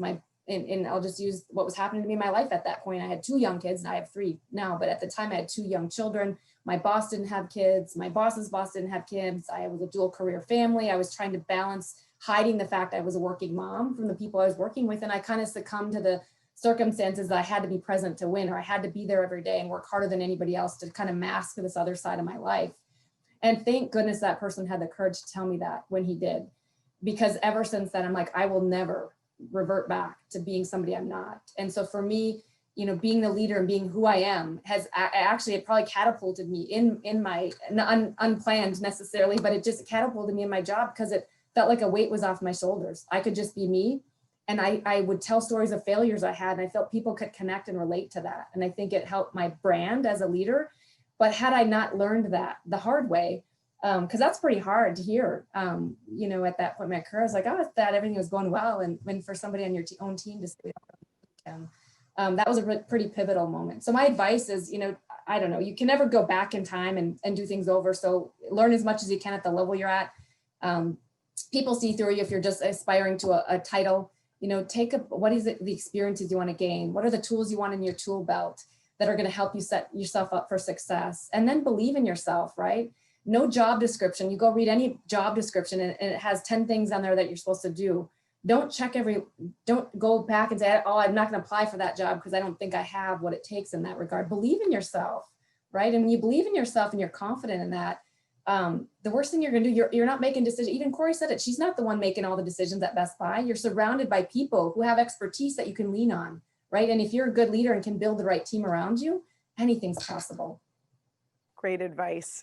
Gail, I definitely want to turn to you and talk a little bit about your career trajectory and what you had envisioned for yourself and what were any key moments or key people or relationships along the way.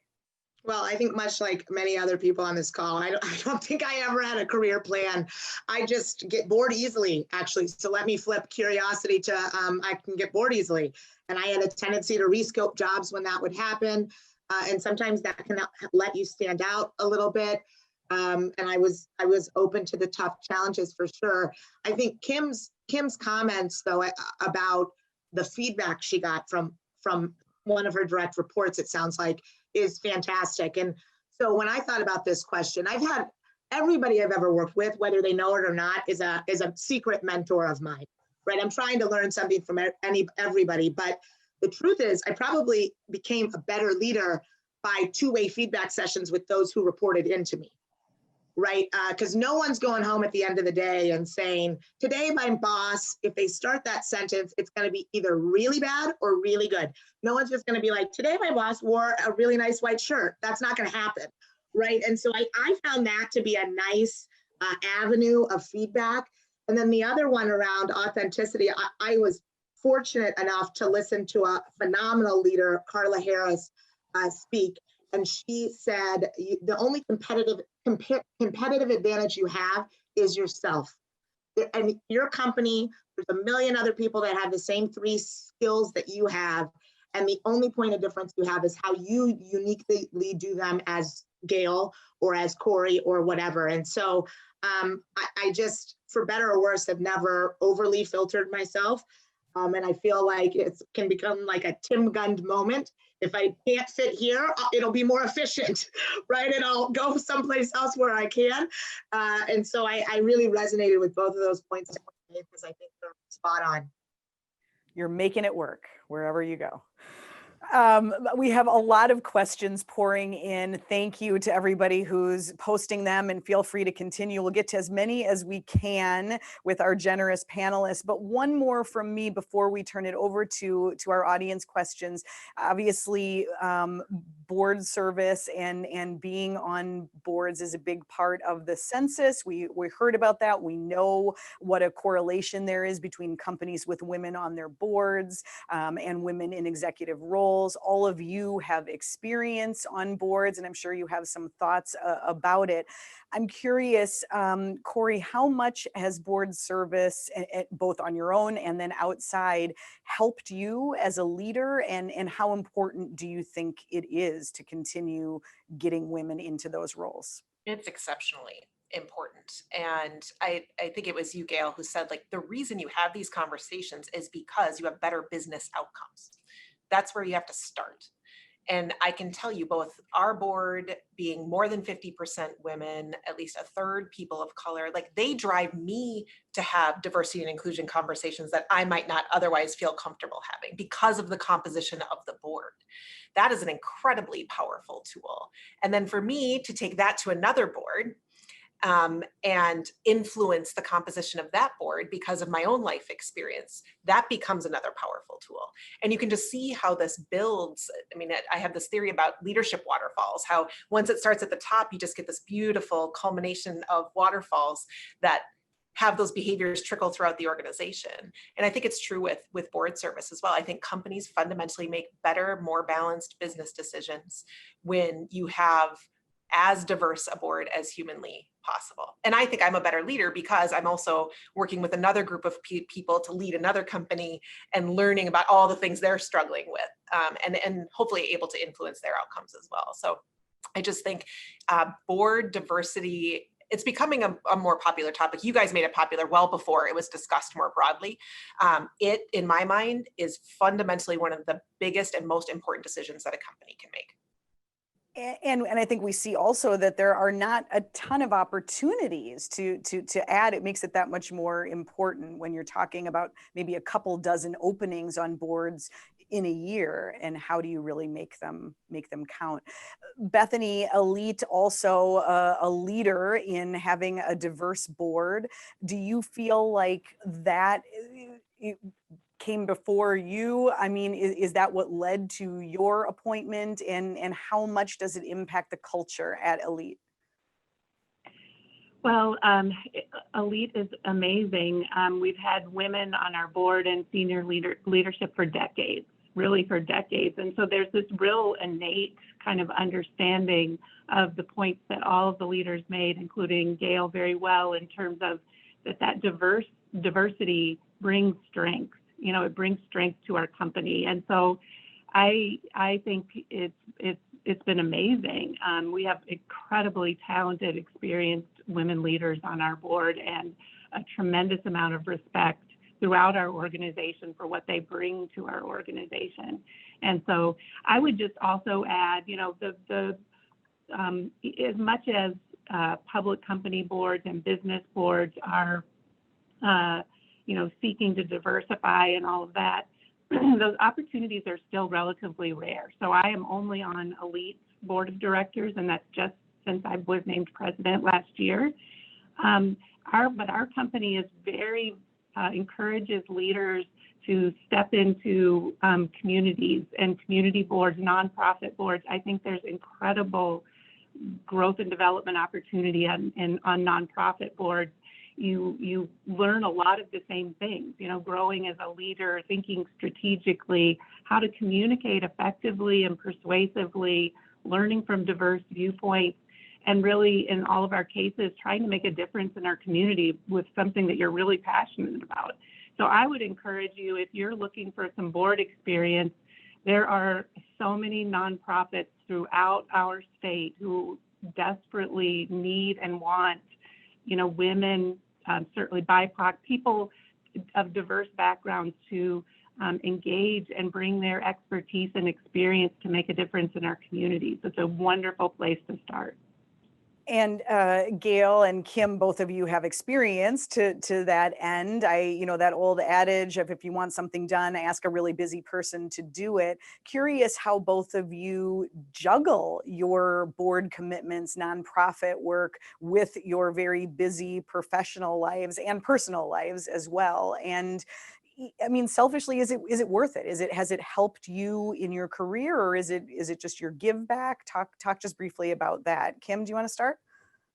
Yeah, I don't think it can be a checklist item. You don't go join a board, not whatever it is, to just go put it on your resume, right? It has to be something you're passionate about. It has to be something you find value in, because we are busy people. And so for me, it's really important that I kind of am always self-checking against 4 balls in my life that I'm trying to keep afloat, and that's my career, my family, and commitment with my friends. It's my community involvement, and then my physical and mental well-being. So if I'm constantly kind of anchoring back to those 4 parts of my life, you know, sometimes one's going to take a little bit more precedent, but if I'm constantly self-checking that, then I'm carving out the time to be involved in the community a little bit more. And so for me, that's really an important part, and I get energy from that. I feel like I'm making a difference, and I can leverage my experience, and I learn. Right now, I'm a part of a healthcare board, and I'm learning a lot in a very critical time in the world right now about things in healthcare I wouldn't have thought about otherwise. So I couldn't agree more with Bethany. There's so many opportunities out there, but do it because it's something you're passionate in, and do it because you have the time. You're going to carve out the time, because it does take time. You can't do these kind of half, you know, kind of leaning half in, and I'll be there when I can. That doesn't work either. Gail, how do you fit it in? And what has it meant for your career to be on boards and involved in nonprofits? Yeah, well, it's funny that Kim brought up the analogy of juggling, because that's how I always think about when people ask work-life balance. I'm like, that question, right? I think it is about juggling. The only build I have is I'm very clear of the balls I'm juggling. Only one of them is glass. If I break it, it will break. If I drop it, it will break, and that's my family. So, you know, that's kind of the like line I have in the sand. Now, with all honesty, I also have a t-shirt that says world's okayest mom, and I joke that that's the goal. That's not where I currently am. So you can decide if that bar is high enough for you guys. But with regards to boards, you know, first, I'm always just honored that people would even, you know, want me to engage. And it is a way for me to connect with the community. I wish I could add more hours to do, you know, roll up your sleeve volunteering. I grew up in a house where we did that a lot. And I don't have 10 hours a month maybe to go do that, but I can lend my thoughts and my brain to an area I'm passionate about in my community. And so I do it. And I get a lot back from it. I mean, I think one of the things I've learned is, knowledge is asymmetrical on a board. I'm sure it's even harder on a for-profit board, but even on a nonprofit board. And so it's helped my leadership skills around just inquiry, how to ask questions and be helpful without actually being an expert. And then I'm on also the Minnesota Chamber of Commerce, and that's helped me. I am not a lawyer like Bethany. I don't know how to read laws. I don't know how to form opinions. That's really actually helped me a lot.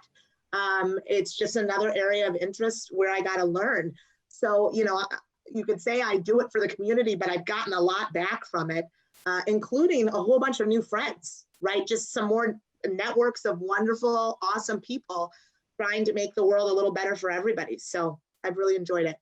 That's great. I want to turn to some of our audience questions now. Thanks for all the great questions from everybody who is listening. Meeting burnout. Here we are on Zoom. You probably all want to stand up and stretch desperately. How are you juggling the need to keep the contact up with your teams, with just, how exhausting it is to be staring at a screen all day, even more so than we used to? How do you do it? How do you balance it? Corie, do you have a meeting maximum, or how do you set limits? I hope one of the other women here has solved this one, because I'm very much looking forward to taking their solution and applying it to our company. What we're trying to encourage is talking about it out loud as an issue, and then all of us collectively working hard to try our own ways of solving it. And it ranges from shorter meetings, 45-minute meetings instead of an hour, or 25-minute meetings instead of a half hour. So you have a little bit of time to go for a walk in between. No meeting Fridays, we've tried. I think what's been, again, this kind of goes back to what's the most personal solution you can find and try for each person. And I definitely know from my perspective, the more I try to exhibit behaviors, the more it helps others also have the courage to exhibit those behaviors. So very purposefully taking time off, very purposefully creating space between meetings, or making them shorter, or flat out saying this was not a productive meeting. We can't afford to have non-productive meetings. So how else can we make them more productive? I just think questioning really the necessity and then the helpfulness of this back-to-back-to-back life that we're leading, and trying lots of different ways to make it more comfortable for people.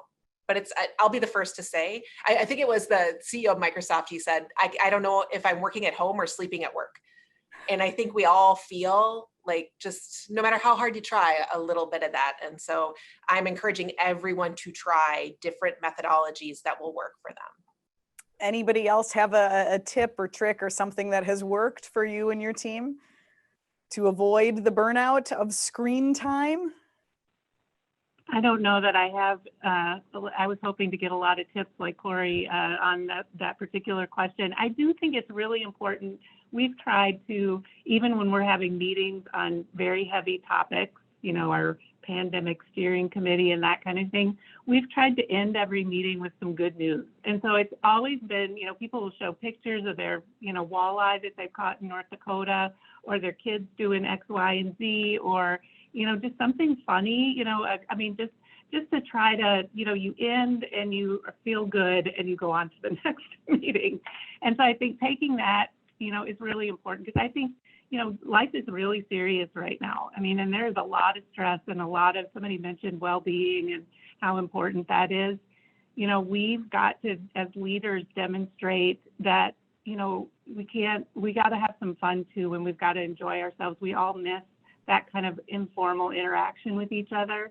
And so embrace the fun where we can. Embrace the fun. I love it. I don't want to put either of you on the spot, but Kim, Gail, anything to add? I might just say, agree. I've tried all those things too. And I just to be a little bit of the devil's advocate, sometimes would we meet the same amount if we were if we weren't all working from home? What meetings have gotten added truly on a regular cadence that we wouldn't have to be meeting on? So I constantly am asking those questions, because I don't disagree. It's hard, and physically the conditions might not be the same, but I'm like, why are we meeting more? Like, when people say that, I'm like, well, why is it? What's really happening behind the scenes? And when you start to uncover that, I haven't gotten good answers. I'll just say that. But one thing too, I think, is you can't sit in front of a, so I know right now it's conducive, we're in front of a camera, and to sit here is fine. But I'm just like, we're not going to be on video, shut your video off. You're helping the bandwidth on your kids who might be logging in and eating some of that internet bandwidth. And I'm out walking. I'm outside. It's a beautiful day. I'm going to just get up and I'm going to move. And so I'm just really transparent about that, just so that you don't get burned out from physically being in a place that might not be as ergonomically friendly. Sounds good. Gail, I'm going to start with you on this next audience question.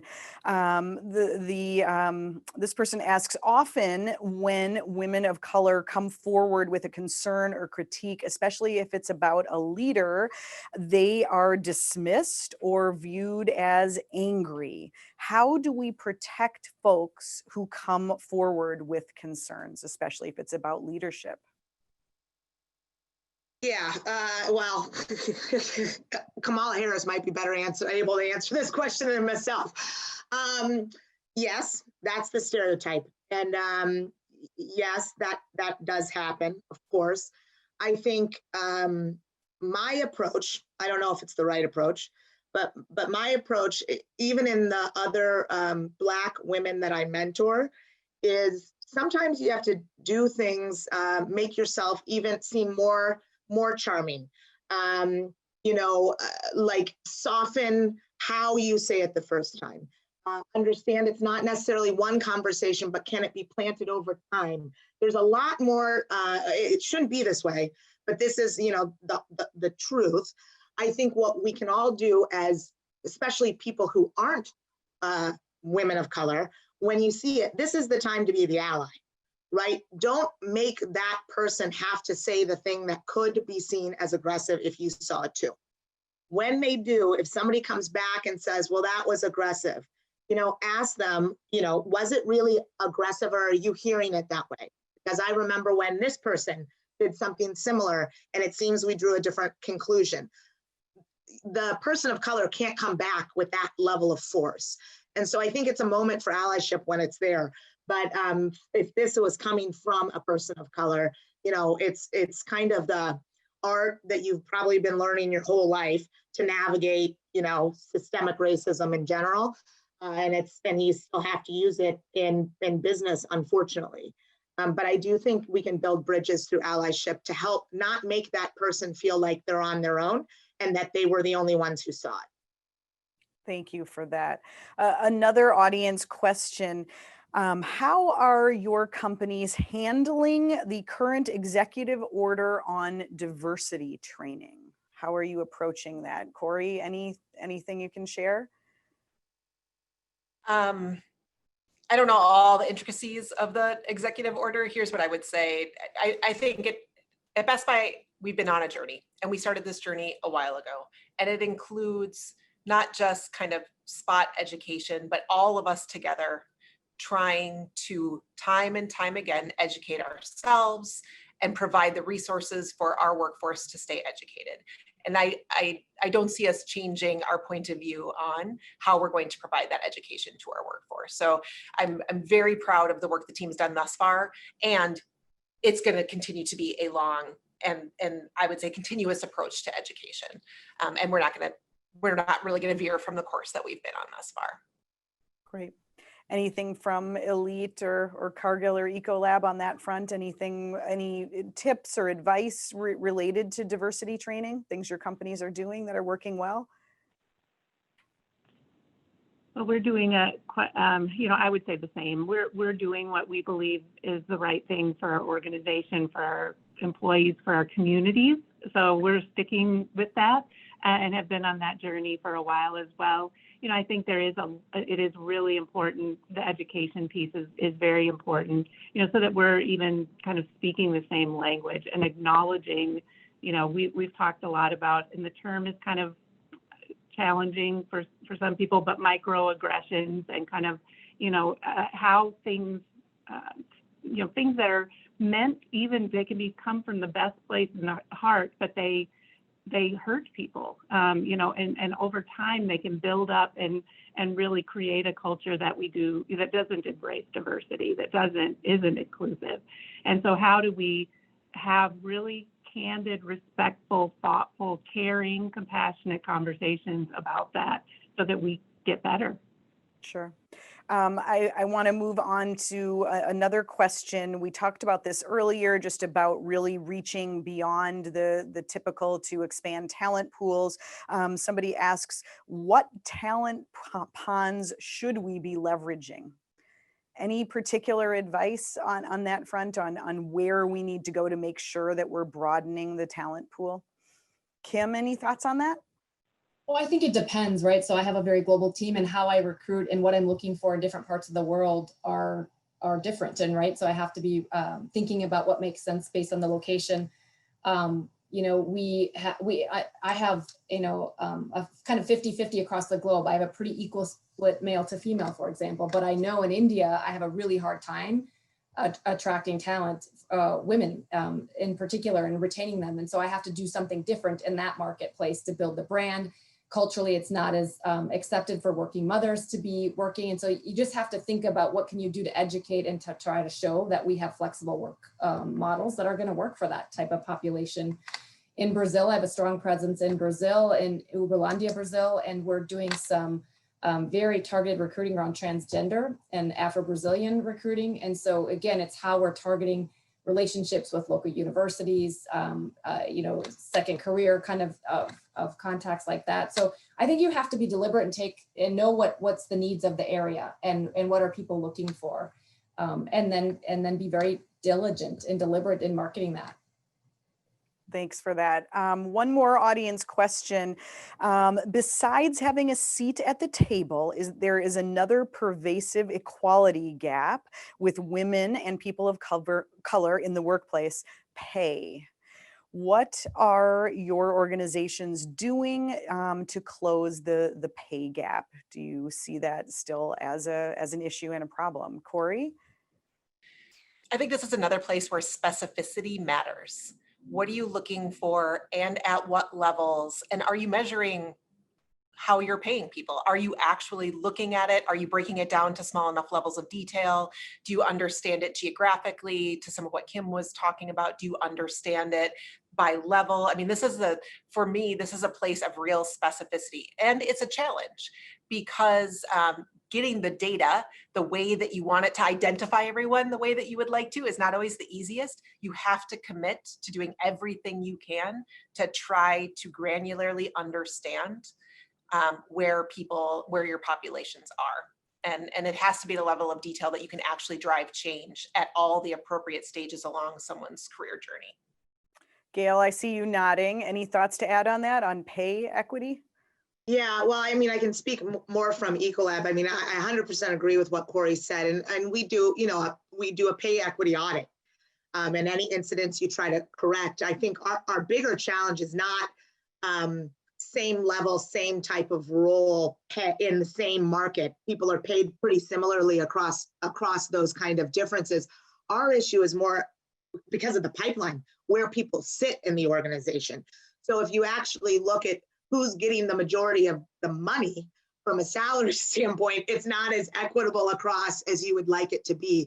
And so that kind of goes back to making sure, you know, you're getting your plant workers are becoming your plant managers, even, you know, if they're women and things like that, to really try to address this issue, I think, in a more societal way. I have one final question for all of you before we sign off. Thank you all for your time and everybody for listening. But before we do that, Corie, while we have you, I'm a shop girl at heart. The holiday season is going to be here before you know it. What is shopping going to look like this holiday season in your estimation? It's going to look like what you want it to look like as the customer, Allison. And I think that's the most important thing. I can't emphasize enough. The customer is in control, and only they will decide what feels safe for them, what their budget looks like based on their life experience.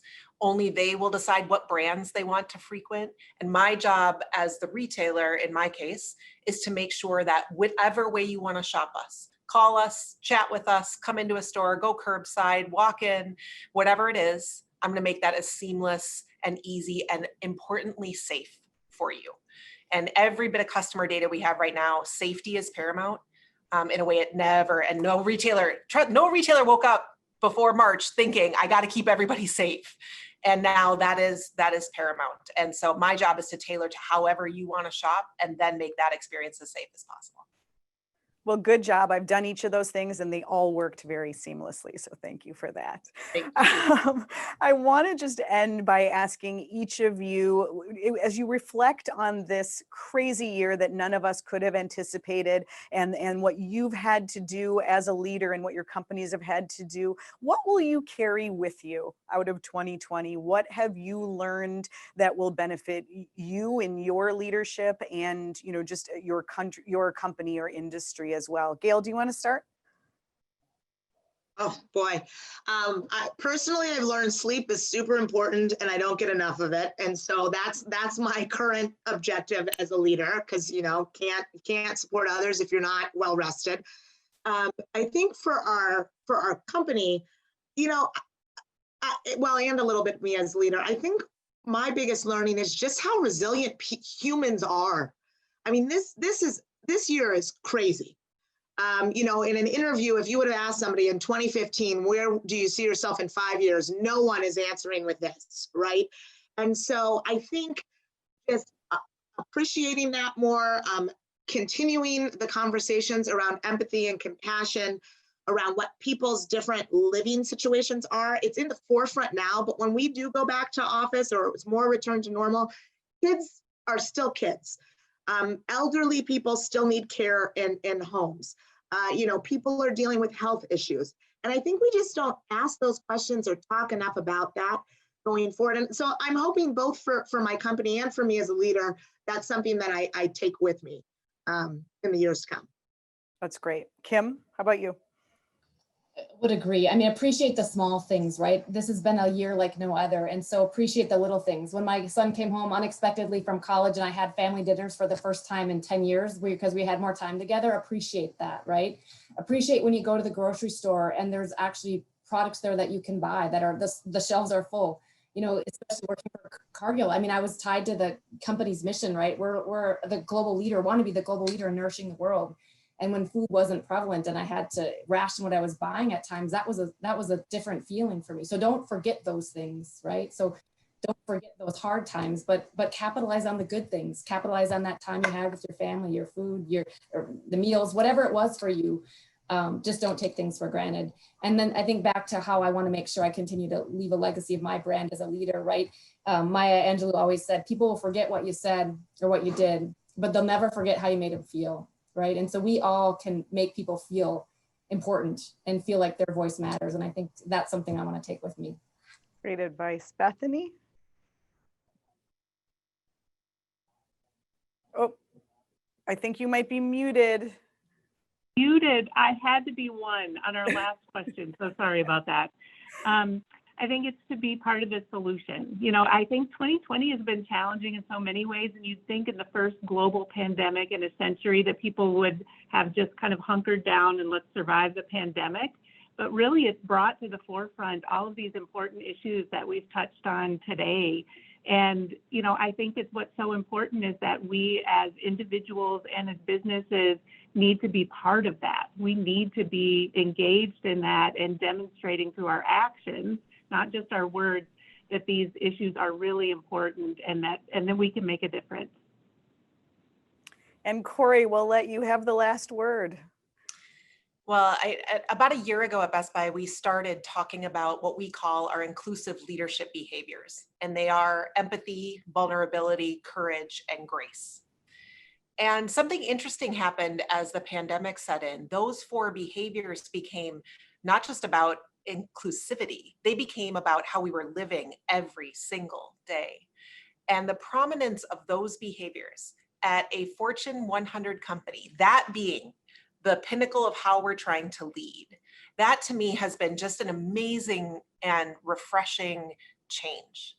And literally overnight, our stores went from scorecarding against each other to taking every scorecard away and just trying to make sure everyone was safe.